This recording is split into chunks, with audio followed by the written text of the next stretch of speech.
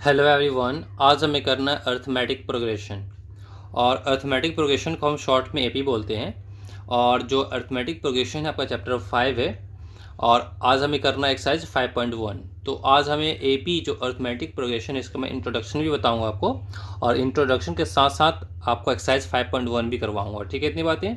तो चलिए हम देखते हैं कि हमारा अर्थमेटिक प्रोग्रेशन क्या होता है। पहले मैंने यहाँ डेफिनेशन लिख दिया है, उसके बाद मैं डायरेक्टली बताऊंगा। डायरेक्टली सारी बातें आपको बहुत ही क्लियरली समझ में आपको आएगी कि अर्थमेटिक प्रोग्रेशन क्या होता है। अर्थमेटिक प्रोग्रेशन को हम शॉर्ट में एपी बोलते हैं। ठीक है, ये होता क्या है कि AP is a sequence of numbers such that the difference between the conjugative terms is same. Same मतलब यहाँ पे कांस्टेंट।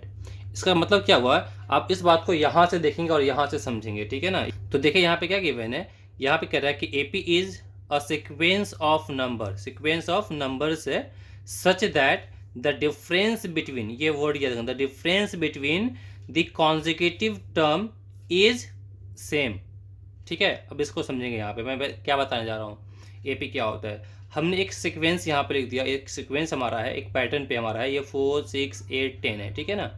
और इसमें क्या बोल रहा है कि sequence of number such that the difference between the consecutive terms. ये कॉन्जिक्यूटिव टर्म्स क्या होता है, बिल्कुल ध्यान समझे। अगर सपोज मैंने पेन को 4 पे रखा था, 4 का कॉन्जिक्यूटिव टर्म कहलाएगा 6, 4 का कॉन्जिक्यूटिव 8 नहीं कहलाएगा, जंप नहीं करना है हमें। 4 का कॉन्जिक्यूटिव क्या कहलाएगा 6। अगर सपोज मैंने पेन रख दिया 8 पे, तो 8 का कॉन्जिक्यूटिव क्या कहलाएगा 10, 6 का क्या कहलाएगा 8। बात समझ में आई।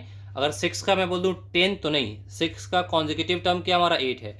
तो क्वेश्चन में कह रहा है यहाँ पे, सॉरी इसका डेफिनेशन यहाँ पे ये है कि आपको difference between the consecutive terms is same, मतलब सीक्वेंस जो भी हमारा है उसके कॉन्जिक्यूटिव टर्म का डिफरेंस सेम होना चाहिए। चलिए देखते हैं हम यहाँ पे। तो ये जो हमारा 6 है, अगर मैं 6 में से 4 को माइनस करता हूँ तो कितना आएगा, 6 माइनस का 4 इक्वल टू में 2।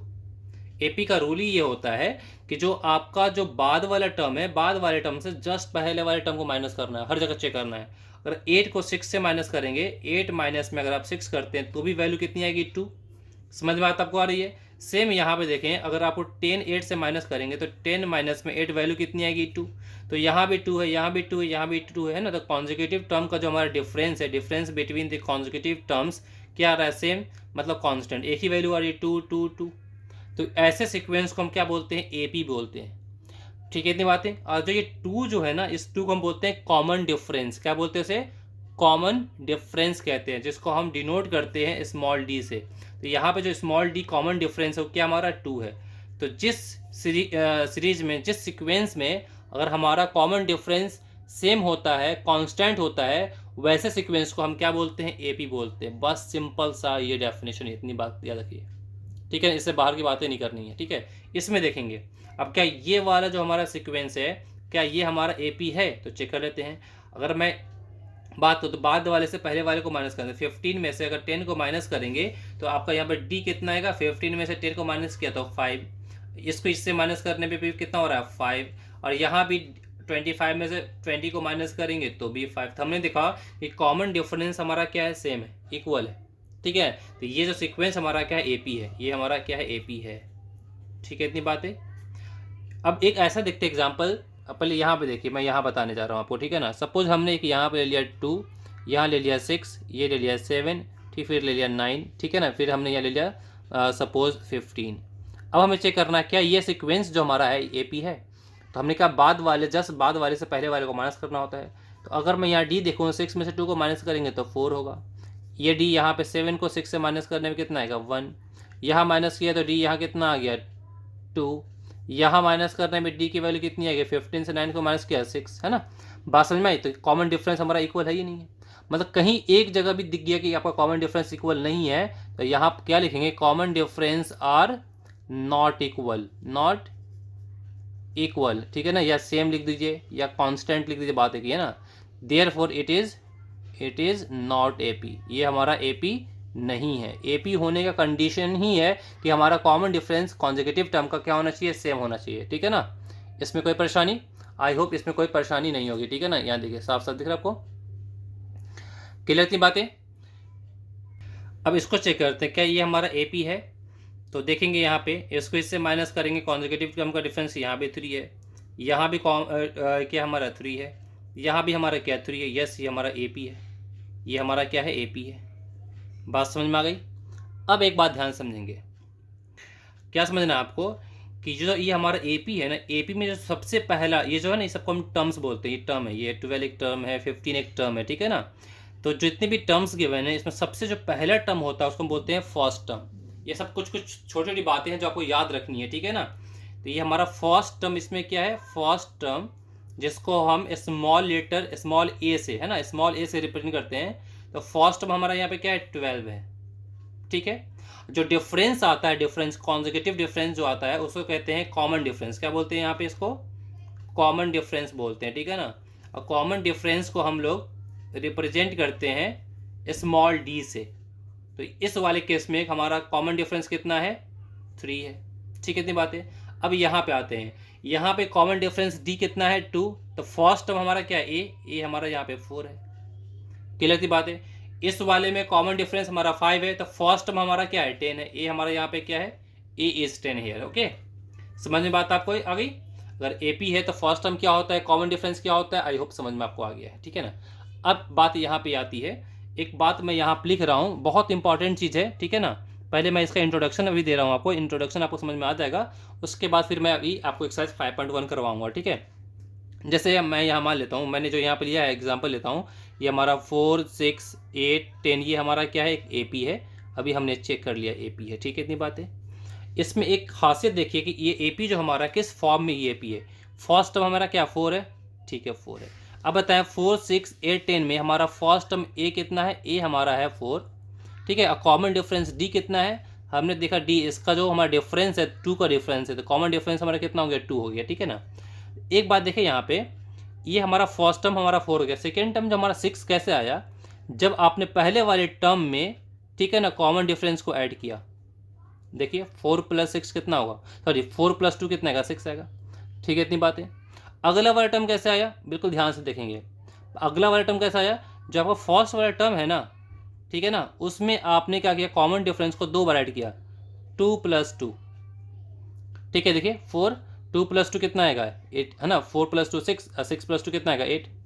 इसी तरीके से अगर आप देखेंगे, जो हमारा ये 10 कैसे आया, जो फर्स्ट टर्म है ना, उस फर्स्ट टर्म में आपने कॉमन डिफरेंस को कितनी बार ऐड किया, 3 बार ऐड किया। तो 2 + 2 + 2 मतलब यहाँ ये, इसको ऐसे बोल सकते हैं, फर्स्ट टर्म में आपने कॉमन डिफरेंस को ऐड किया, इतना आया। अब जो ये वाला टर्म है ना, इस वाले टर्म में आप क्या करें, कॉमन डिफरेंस को ऐड कर देते। ये वाला टर्म हमारा क्या, 4 + 2, तो 4 + 2 है, उसमें आपने 2 ऐड कर दिया, तो हमारा नेक्स्ट वाला आ गया। फिर यहाँ पे हमारा क्या है, 4 + 2 + 2, इसमें मैं फिर से +2 ऐड कर दूंगा तो ये आ जाएगा। तो ये यहाँ से लेकर यहाँ तक सेम था, इसमें 2 ऐड किया, ये आ गया। बात समझ में आ गई।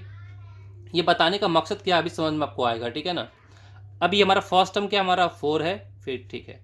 अब यहाँ पे देखें, ये 4 + 2 को हमने ऐसे ही लिखा, कोई दिक्कत नहीं है, फिर कॉमा, फिर 4 प्लस ये 2 + 2 को मैं लिख सकता हूँ 2 × में ऐसे 2, है ना, ये 2 लिख दिया, फिर इंटू में ऐसे 2 कर दिया, 2 जो कितना 4 आएगा, 2 बार हमारा क्या है, प्लस में 2 था। फिर मैं इसको लिख सकता हूँ 4 प्लस, अब यहाँ पे 2 कितनी बार है, 3 टाइम्स है, तो हमने क्या लिख दिया, 3 × में यहाँ पे 2 कर दिया, कोई दिक्कत आई होप नहीं होनी चाहिए। फिर डॉट डॉट चला गया, ठीक है ना। आप सब में एक चीज़ देखें, यहाँ पे ये 4 हमारा क्या फर्स्ट टर्म है, फर्स्ट टर्म को हम ए बोलते हैं, इसका मतलब ये 4 हमारा क्या ए है, तो यहाँ पे ए हो गया, फिर कॉमा। अब इसकी बात कर रहा हूँ, ठीक है ना। अब यहाँ पे क्या है, 4 हमारा क्या है, ए है, प्लस ये 2 हमारा क्या आया है, कॉमन डिफरेंस, जो कि हमारा क्या है, डी है, तो यहाँ 2 के प्लेस पे मैं डी लिख सकता हूँ, बिल्कुल ठीक है। फिर ये कॉमा, ये 4 है, फिर प्लस में ये 2 हमारा है, और ये 2 को हमने क्या माना, ये हमारा कॉमन डिफरेंस जो कि हमारा क्या है, डी है, ठीक है, तो यहाँ पे डी आ गया। फिर कॉमा, ये हमारा 4 था, 4 हम सॉरी 4 को हमने ए माना, तो यहाँ पे ए लिखेंगे, ठीक है ना। 4 हमारा क्या ए है, ए हो गया, ठीक है। फिर प्लस ये 3, ये 2 हमारा क्या है, कॉमन डिफरेंस जो कि हमारा क्या डी है ना। तो ये जो हमारा ए + डी, ए + 2d, ए + 3 क्या है, ये हमारा ए पी है, आर इन ए पी, ये ए पी का फॉर्म है। बात समझ में आ रही नहीं आ रही है। आप यहाँ पे देखें, आप क्या, ये डी का मतलब क्या होता है, कॉमन डिफरेंस। आपने फर्स्ट टर्म में कॉमन डिफरेंस को ऐड किया तो सेकेंड टर्म मिल गया, इसमें फिर से कॉमन डिफरेंस ऐड करेंगे तो अगला मिल जाएगा, क्योंकि यहाँ पे एक बार डी था, इसमें एक बार डी और ऐड किया तो कितना गया, 2d, ए प्लस में 2d, अगला मिल गया। फिर इसमें मैं एक और कॉमन डिफरेंस को ऐड कर रहा हूँ तो अगला वाला पार्ट मिल जा रहा है ना, अगला टर्म मिल जा रहा है, सॉरी, है ना। तो इसमें फिर से मैं डी ऐड करूँगा तो 2 + क्या 3d हो जाएगा। जैसे यहाँ पे 4 था, 4 में 2 ऐड किया, फिर 4 + 2 में फिर 2 ऐड किया, फिर 4 + 2 + 2 में फिर 2 ऐड किया ना। अभी मैं डिटेल में बता रहा हूँ, ठीक है ना, बिल्कुल ध्यान से समझ लें, ठीक है ना। ऐसा मत सोचेंगे सर टाइम लग रहा है, टाइम देंगे तो आपको कॉन्सेप्ट ज़्यादा क्लियर होगा, ठीक है। बात समझ में आई? और कमेंट करके बताया करें। देखिए क्या होता है कि अगर मैं स्लो बताऊंगा, धीरे धीरे बताऊंगा, ठीक है ना, चाहे मैं फास्ट बताऊं, मैटर वो नहीं करता, मैटर ये करता है आपको समझ में कितनी बातें आ रही हैं, ये मुझे बताया करें, ठीक है ना, इतनी बातें। तो अब यहाँ पर समझना आपको ये है कि हमारा क्या हो गया, ये फर्स्ट टर्म। अब ये देखिए, ये हमारा फर्स्ट टर्म है, ये हमारा सेकेंड टर्म है, ये हमारा थर्ड टर्म है, ये हमारा फोर्थ टर्म है, इस तरीके से सो ऑन चलता रहेगा, ठीक है ना। अब फर्स्ट टर्म को हम A1 भी बोल सकते हैं। क्या बोल सकते हैं? A1। A1 मतलब क्या? First term. इसको हम बोल सकते हैं क्या? A2। इसको हम बोल सकते हैं क्या? A3। इसको हम बोल सकते हैं क्या? A4। बात समझ में आई? A1 मतलब first term, A2 mean second term. जब A2 है तो क्या हमारा A प्लस डी है, A3 है तो A प्लस में 2D है, A4 है तो A प्लस में क्या 3D है। A3 होने पे यहाँ पे क्या 2D है, जितना यहाँ पे टर्म है उसमें D में एक कम होता है। A1 है तो यहाँ पे सिर्फ A है, D है नहीं। A2 में क्या हमारा A प्लस डी है, A3 means A plus 2D, A4 मतलब क्या A प्लस 3D। अगर मैं बोलूँ कि आप बताओ कि सिक्स टर्म क्या, A6 क्या होगा, तो आप क्या बोलेंगे? A प्लस में 5D। मैं पूछूंगा बताओ नाइन्थ टर्म A9 क्या होगा, तो आप बोलेंगे A प्लस में 8D। A4 है तो A प्लस में 3D था, तो 9 होने पे क्या होगा? A प्लस में 8D, एक कम है ना। बात समझ में आपको आ रही है? ठीक है ना। अब एक बात ध्यान समझना, यहाँ पे आपको जो D के बारे में समझ में आएगा। D हमारा कॉमन डिफरेंस होता है, A हमारा क्या होता है? फर्स्ट टर्म होता है। जो कॉमन डिफरेंस D को किसी किसी बुक में ना फिक्स्ड नंबर लिखा होता है, फिक्स्ड नंबर, क्योंकि 2 तो हमारा फिक्स ही नंबर है ना, कि यहाँ भी ऐड हुआ 2 ही ऐड हुआ, यहाँ भी क्या हुआ? फिक्स नंबर 2 ऐड होते हैं, है ना। हर एक नंबर में फिक्स नंबर से बड़ा हुआ है।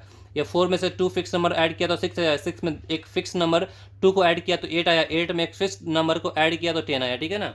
अब यहाँ पे देखेंगे, यहाँ पे एपी दो टाइप के होंगे, एक हमारा होता है फाइनाइट एपी, एक होता है इनफाइनाइट एपी, ठीक है, इतनी बातें। अगर मैं फाइनाइट एपी की बात करूँगा, फाइनाइट एपी, तो इसमें क्या होगा कि सपोज एक एपी हमारा है, ये 3 है, ये 6 है, ये 9 है, ये 12 है, ठीक है ना। फिर डॉट डॉट मैं यहाँ लाया और यहाँ पे मैंने कर दिया 99।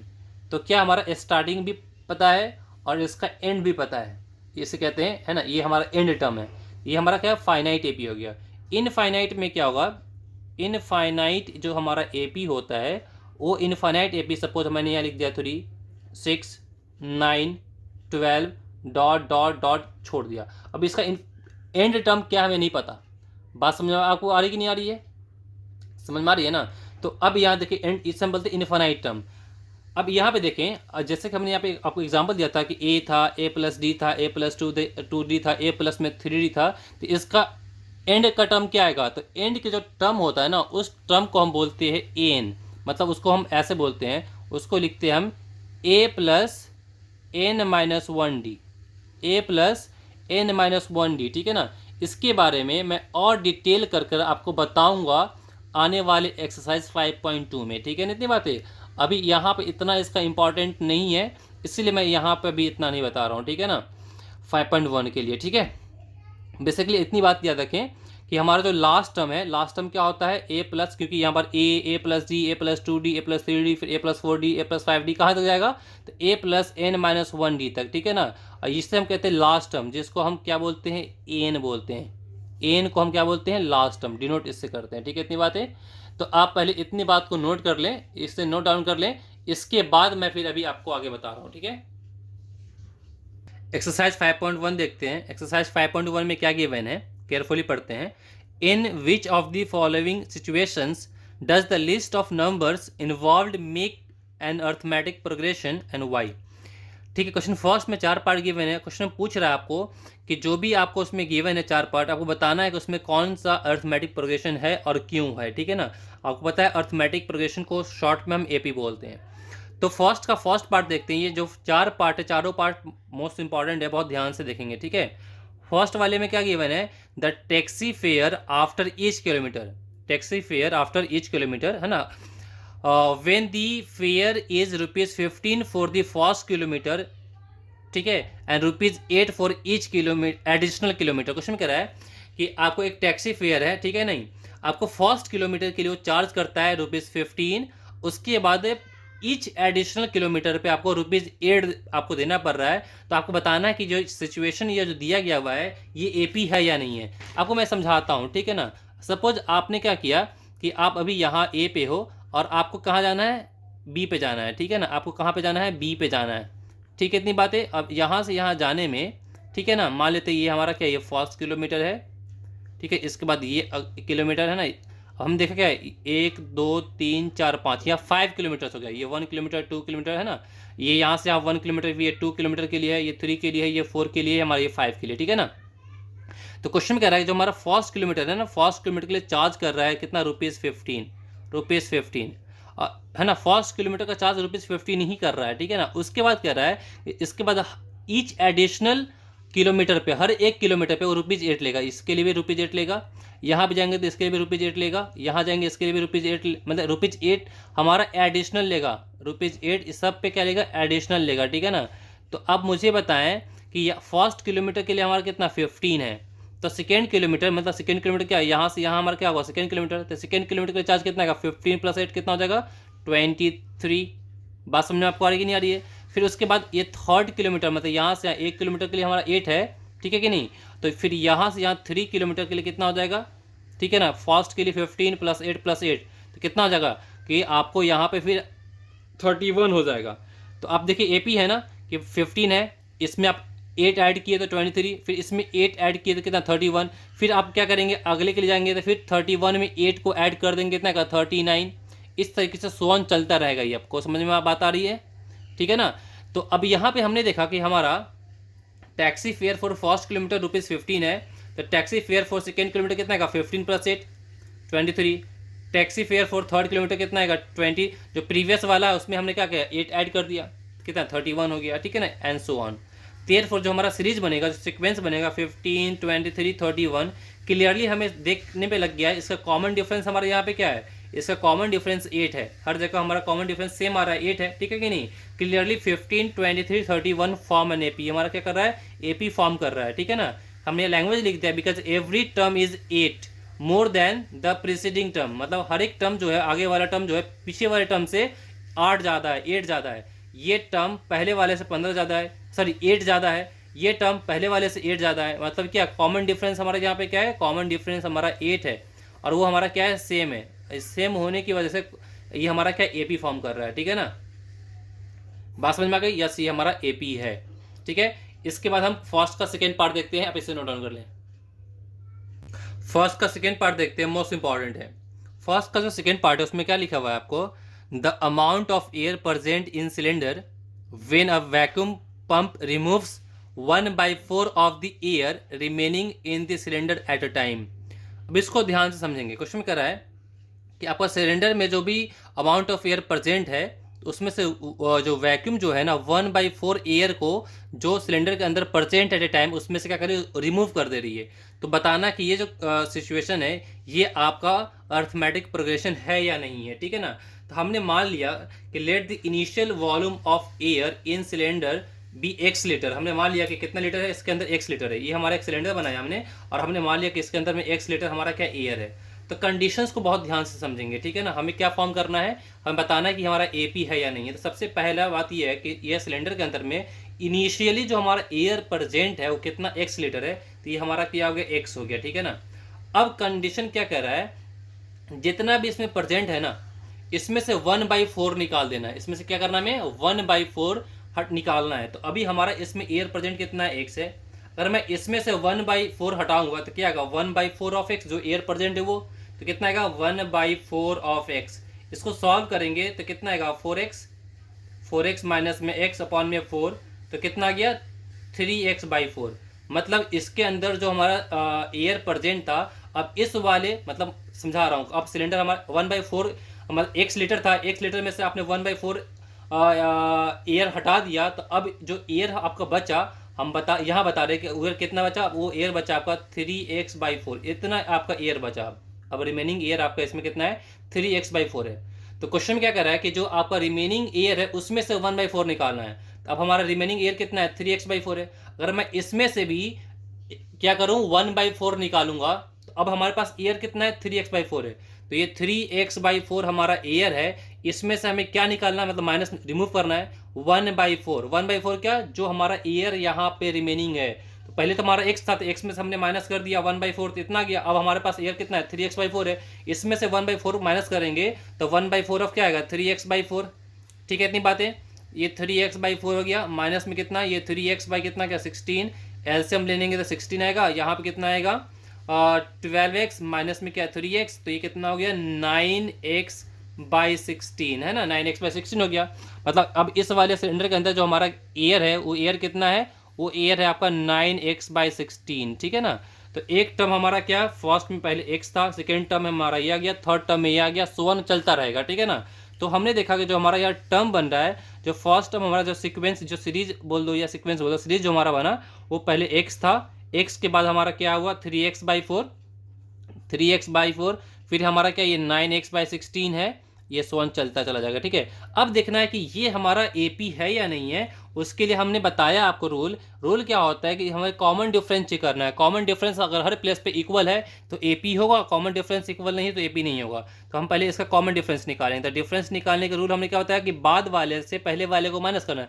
ये हमारा फर्स्ट टर्म है, ये सेकेंड टर्म है, ये थर्ड टर्म है, तो हम क्या करेंगे सेकेंड टर्म में से फर्स्ट टर्म को माइनस करेंगे, कॉन्जिक्यूटिव डिफरेंस होता है। तो सेकेंड टर्म हमारा क्या है 3x/4 है, माइनस फर्स्ट टर्म हमारा क्या है x है। इसका एलसीएम लेंगे आप तो कितना आएगा यहाँ पे 3x माइनस में 4x बाई कितना आएगा 4 है ना, एलसीएम लेने पे। तो ये माइनस में कितना आएगा, माइनस में x/4 हो गया, ठीक है ना। तो इसका कॉमन डिफरेंस हमारा -x/4 आ गया। फिर हम क्या करेंगे, कॉमन डिफरेंस यहाँ चेक करेंगे, तो A3 में से A2 माइनस करेंगे, था ना, थर्ड टर्म में से सेकेंड टर्म को माइनस करेंगे। तो आप इससे नोट डाउन कर लें, इसके बाद हम फर्स्ट का थर्ड करेंगे, ठीक है। क्वेश्चन फर्स्ट का थर्ड देखते हैं। इसमें गिवन है the cost of digging a well after every metre of digging when it cost ₹150 for first meter and rises by ₹50 for each subsequent meters, है ना, मीटर। इसका मतलब समझिए क्या इसमें गिवन है। क्वेश्चन में कह रहा है कि आपका एक वेल है, पहले मैं इसको डायग्राम के तो समझाऊंगा तो सारी बातें बहुत क्लियरली समझ में आएगी, ठीक है ना। सपोज ये आपका एक वेल है, ठीक है ना, और इसमें क्या है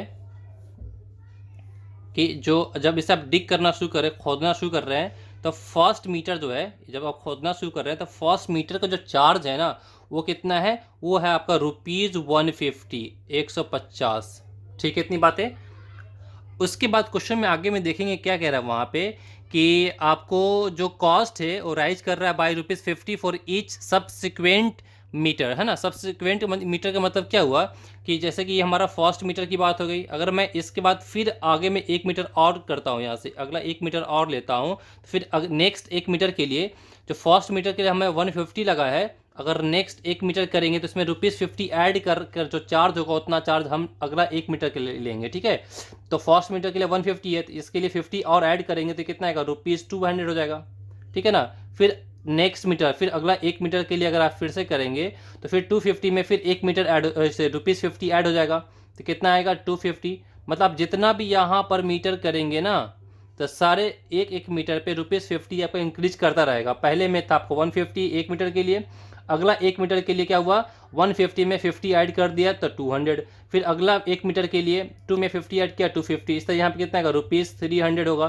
तो हमने देखा जो हमारा यहाँ पे सीरीज बन रहा है वो क्या बन रहा है 150 हो गया, फिर यहाँ पे कितना हो गया 200 हो गया, फिर ये आपका 250 हो गया, ठीक है ना, फिर आपका ये 300 एंड सो ऑन चलता रहेगा, जितना भी मीटर्स हमें यहाँ पे डिक करना पड़ेगा उसके अकॉर्डिंगली, ठीक है। इतनी बातें तो देखेंगे यहाँ पे, आप खुद ध्यान से देखें जो हमारा सीरीज बना है तो फर्स्ट टर्म हमारा हमें तो पहले ये बताना है कि हमारा ये क्या कहते हैं इसको एपी है या नहीं है। तो एपी के तो हमें कॉमन डिफरेंस से चेक करना पड़ेगा। तो हमने कॉमन डिफरेंस देखा कि बाद वाले से पहले वाले को माइनस करने पे 50 आ रहा है, यहाँ भी आप माइनस करेंगे, A3 में से A2 को माइनस करेंगे तो भी 50 आ रहा है, फिर यहाँ भी आप माइनस करेंगे तो कितना आएगा 50 आ रहा है ना। तो कॉमन डिफरेंस जो हमारा है, कॉमन डिफरेंस और क्या है सेम है, ये तो हमारा सेम हो गया, तो देयरफॉर यस ये हमारा एपी है, yes it form an AP, ये एपी फॉर्म करता है। बात समझ आ रही कि नहीं आ रही है। तो एक हमारा फर्स्ट का थर्ड पार्ट था, इससे आप नोट डाउन कर लें, इसके बाद हम इसका फोर्थ पार्ट बताते हैं आपको, ठीक है। क्वेश्चन फर्स्ट का फोर्थ पार्ट देखते हैं। इसमें गिवन है आपका the amount of money in the account every year when ₹10,000 is deposited at compound interest at 8% of per annum, ठीक है ना। क्वेश्चन कह रहा है कि आपने बैंक में क्या किया कि 10,000 को डिपॉजिट किया, उसके बाद कंपाउंड इंटरेस्ट उस पर कितना लग रहा है 8% लग रहा है per annum. Per annum means होता है पर ईयर। तो आपको यहाँ बताना जो आपका अमाउंट एवरी ईयर हो रहा है उसके बारे में बताना है आपको, ये जो अमाउंट एवरी ईयर हो रहा है वो हमारा एपी फॉर्म कर रहा है या नहीं कर रहा है, ठीक है। इतनी बातें। अब एक बात यहाँ पे समझने की ये है कि आपका जो कंपाउंड इंटरेस्ट जो है ना, आपने क्लास 8 में पढ़ा था कंपाउंड इंटरेस्ट के बारे में, ठीक है ना। तो मैं अभी कंपाउंड इंटरेस्ट फार्मूले से नहीं डायरेक्ट कर रहा हूँ, और डायरेक्ट फार्मूले से भी कर सकते हैं। कंपाउंड इंटरेस्ट का फार्मूला बता दूंगा कैसे करेंगे, ठीक है ना।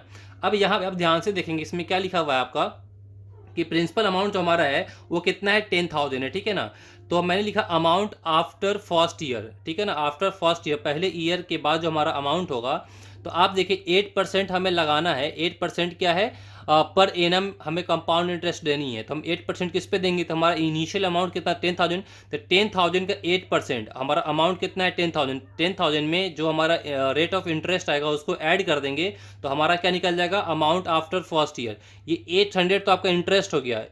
10,000 का आफ्टर 1 ईयर 800 क्या आपका इंटरेस्ट होगा, और 10,000 आपका क्या है, अमाउंट है। इन दोनों को ऐड कर देंगे, तो इंटरेस्ट प्लस जो आपका प्रिंसिपल अमाउंट है, इन दोनों को ऐड करेंगे तो हमारा क्या हो जाएगा, 10,800 हमारा अमाउंट हो जाएगा आफ्टर फर्स्ट ईयर, ठीक है ना। कंपाउंड इंटरेस्ट में क्या होता है, जैसे आफ्टर फर्स्ट ईयर आपका अमाउंट कितना हो गया, 1,800, तो सेकेंड ईयर के लिए आपका जो प्रिंसिपल अमाउंट ये कहलाएगा, ये नहीं, ठीक है कि नहीं। तो अब हमारे सेकेंड ईयर के लिए प्रिंसिपल अमाउंट हमारा ये होगा। अब इसका हमें क्या करना है, 8% देना है। तो अब 10,800 का 8% कितना हो गया, 864 हो गया। और हमारा जो अमाउंट जो प्रिंसिपल था है ना सेकेंड ईयर के लिए, वो कितना है, 10,800। इसमें इसको ऐड कर दो तो कितना गया, 11,664। और इसी तरह आप थर्ड ईयर के भी निकाल सकते हैं, 4 ईयर के भी निकाल सकते हैं, जरूरत नहीं है, हमने 3 निकाल लिया, 2 निकाल लिया, एक और निकाल सकते हो, कोई दिक्कत नहीं है ना। तो जो हमारा सीक्वेंस बना, पहले अमाउंट था हमारा 10,000, अब अमाउंट हमारा उसके बाद के आफ्टर फर्स्ट ईयर कितना हो गया, 10,800, उसके बाद हमारा क्या हो गया, 11,664 हो गया, ठीक है ना। तो अब हमें देखना है जो हमारा सीक्वेंस है, जो हमारा सीक्वेंस बोलो या सीरीज है ना, तो जो हमारा ये सीक्वेंस है, ये हमारा जो है एपी फॉर्म कर रहा है या नहीं कर रहा है, उसके लिए हम क्या करते हैं, कॉमन डिफरेंस निकालते, बताया था कॉन्जिक्यूटिव टर्म का। तो इन दोनों का डिफरेंस कितना आएगा, डी जो हमारा है बाद वाले A2 में से A1 को माइनस किया, तो माइनस करने पे हमारा 800 आया। फिर अगला जो हम कॉमन डिफरेंस निकालें, A3 में से A2 को माइनस कर रहे हैं, तो माइनस करने में कितना आया, इसको माइनस करने पे 864। ये दोनों आपस में इक्वल नहीं है, मतलब ये दोनों इक्वल नहीं है, मतलब common difference are not same. Common difference same नहीं है, therefore it does not form an AP, इसलिए हमारा ये एपी को फॉर्म नहीं करेगा। जैसे कि मैंने अभी आपको बताया कि इसको आप ऐसे भी कर सकते हैं, आपने फार्मूला पढ़ रखा है कंपाउंड इंटरेस्ट का, उसके थ्रू भी कर सकते हैं। कंपाउंड इंटरेस्ट का फार्मूला क्या पढ़ा है, कंपाउंड इंटरेस्ट का फार्मूला देखेंगे ध्यान से, ये होता है अमाउंट निकालने का फार्मूला कंपाउंड इंटरेस्ट में, ये प्रिंसिपल फिर कितना आपका आएगा, 1 प्लस R/100 की पावर में कितना आएगा, n आएगा। बात समझ में आ रही कि नहीं आ रही है। अब यहाँ पे बोला ना कि एवरी ईयर की बात की जा रही है, अब मैं फर्स्ट ईयर की बात करूँगा तो प्रिंसिपल अमाउंट पी हमारा कितना है, 10,000, यहाँ कितना आएगा, 10,000 हो जाएगा, ठीक है ना। फिर 1 प्लस आर मतलब कितना, परसेंटेज कितना है, 8%, तो 8 अपॉन में कितना हो गया, 100। फर्स्ट ईयर के लिए क्या 1 हो जाएगा। इसी तरीके से सेकेंड ईयर के लिए कर रहे हैं तो एन हमारा क्या करता है, एन रिप्रेजेंट करता है नंबर ऑफ ईयर्स। तो सेकेंड ईयर के लिए कितना का प्रिंसिपल अमाउंट हमारा कितना है, 10,000 है। फॉर्मूले से करेंगे तो प्रिंसिपल अमाउंट 10,000 ही रखेंगे, ठीक है ना। फिर 1 प्लस आर हमारा कितना है, 8 है, अपॉन में कितना है यहाँ पे 100, अब पावर में कितना यहाँ पे आएगा बताएं आप, यहाँ पावर में आ जाएगा 2, क्योंकि अब हम सेकेंड ईयर की बात कर रहे हैं, फर्स्ट ईयर सेकेंड ईयर। सो अब थर्ड ईयर के लिए करेंगे तो कितना आएगा, 10,000, फिर यहाँ 1 प्लस R/100, बस इन की जगह पर ईयर्स को चेंज करते चले जाए। जब आप इसको सॉल्व करेंगे, इसको सॉल्व करेंगे, इसको सॉल्व करेंगे ना, सबका डिफरेंस निकालेंगे तो इक्वल नहीं आएगा, ठीक है। फार्मूले से करना चाहते हैं तो आप ऐसे कर सकते हैं, ठीक है। इतनी बातें तो आपको क्या करना है, इसका फर्स्ट का ये वाला फोर्थ वाला पार्ट इसको नोट डाउन कर लीजिए। इसे नोट डाउन करने के बाद अगर फार्मूला आपको इससे नोट डाउन करना है तो इसको भी नोट कर सकते हैं, कोई दिक्कत की बात नहीं है, ठीक है। तो आज के लिए इतना ही, अब हम मिलते हैं कमिंग वीडियो में, ठीक है। कमिंग वीडियो में हम 5.1 के जितने भी रेस्ट क्वेश्चंस बच गए हैं वो सारे क्वेश्चंस को हम अपलोड करेंगे, ठीक है। अब मैं एक बात बताना चाहता हूँ, इसी टाइप से आपको क्लास 10 की कंप्लीट वीडियोस चाहिए तो सारे वीडियोस अपलोड किए जा रहे हैं, ठीक है ना, क्लास 10 की।